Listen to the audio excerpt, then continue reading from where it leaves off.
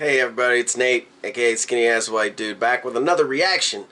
I am dipping into another bit of the reaction bin. I'm sorry, the request bin. This is one I've been hearing a good bit as well. A band of apparently some more talented young ladies out of Mexico, Monterrey, Mexico to be more specific, and they're called The Warning. It seems like they kind of made their name known by doing covers and posting them on YouTube, and it's pretty cool. It seems like those first few they were pretty darn young at it. So I skipped a lot of that. Maybe this was a bad choice. Let me know. If there's any of that old stuff that I absolutely need to watch, please let me know, and I'll get to it as well. Now I am starting off with one of their original songs off of what it looks like their new album. I don't remember what the new album's called, so I already have the video queued up here, so yeah, I'll get it eventually. This particular song is called Survive. It seemed like a good one to do. It had a significant amount of views on it, so it should be a reasonable one to start with. I've heard a lot about them. They seem to be a talented bunch according to you guys. So yeah, let's see what they got. This is rock. This is in my wheelhouse. So I'm real excited about this. Not that I don't get excited about the other stuff too, but when you talk about rock music, you're hitting me where I live. So yeah, a little three-piece. It looks like they share the singing duties, which is cool. But three pieces in rock are tough. You gotta have skilled musicians that know how to fill space, because otherwise it sounds empty and bland. So considering their popularity, I have no doubt they're awesome. I already know they're awesome. So yeah, let's get to it. We have The Warning with Survive. Music is that one companion that will always be there through everything. Very true. The one who will know exactly how you're feeling. Very true as well. Music is passion. Very true. Music is hope. Very true. Music is life. Very true. We want to thank you all for your time, and we're going to say goodbye with this last song called Survive. You have been warned! They got it right when you got a stack of orange amps back there and a big old fat Ampeg 8x10 over there. I think it's an 8x10. That's a rock setup for sure. Don't come to me saying that you cared, that I was the one who was never there. Don't come waving your lights in the air. You keep blaming me and it ain't fair. Don't come telling me that you're worried that I'll be hurting if you're gone. Don't come to me saying that you're sorry. Your words mean nothing. Your words mean nothing at all.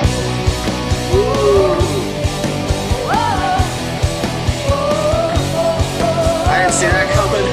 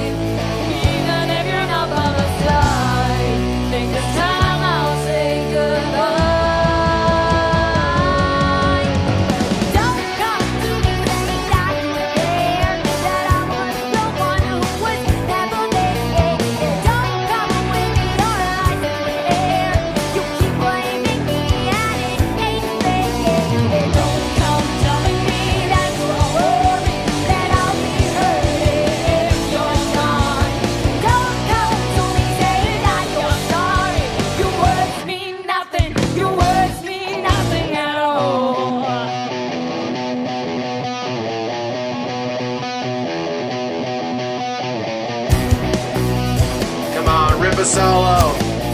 Come on.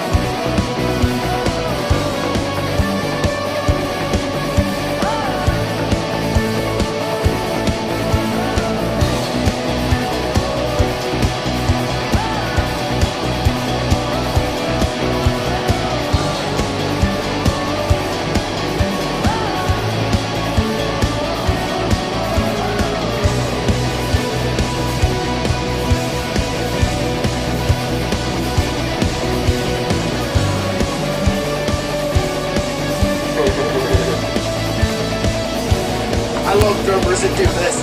Love it.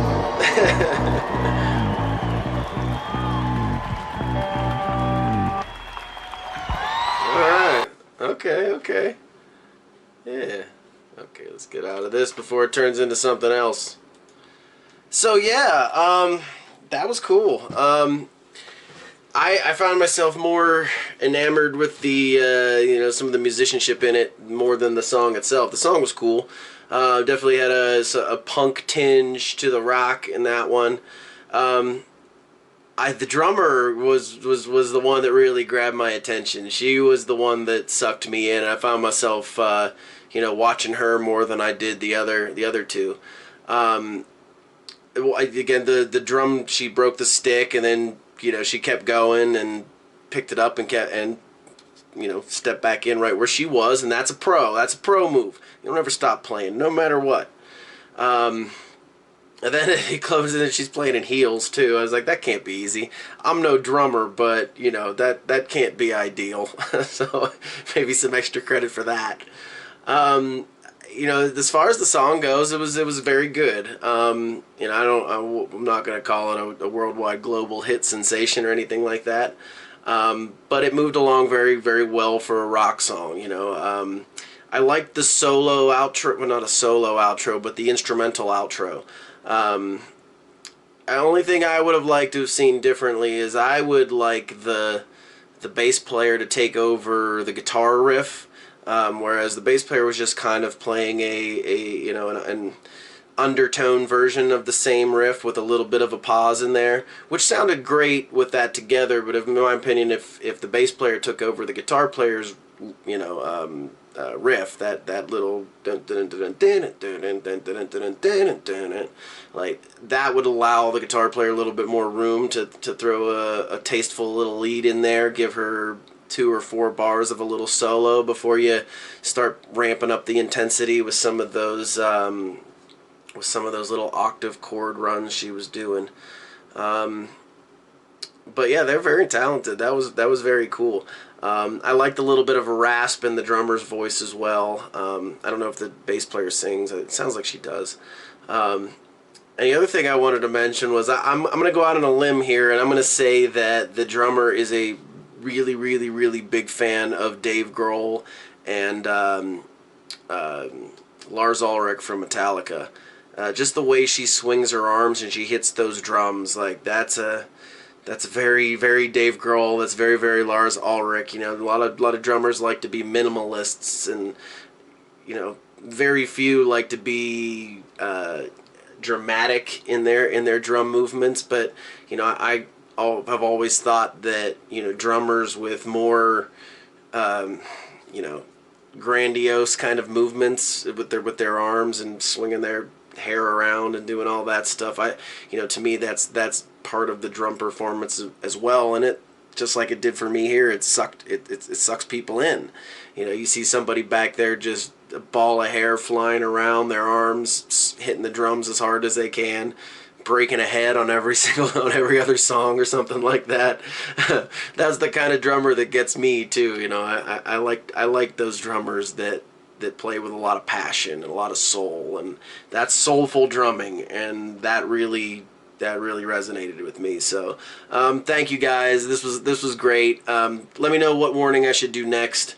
I'm interested to see what else they do, you know, whether it's covers, more originals, but please guide me along and tell me where to go next, and I'll get her done. So thank you again. Please hit like, please hit subscribe, and yeah, we'll see you on the next reaction. Take care, guys.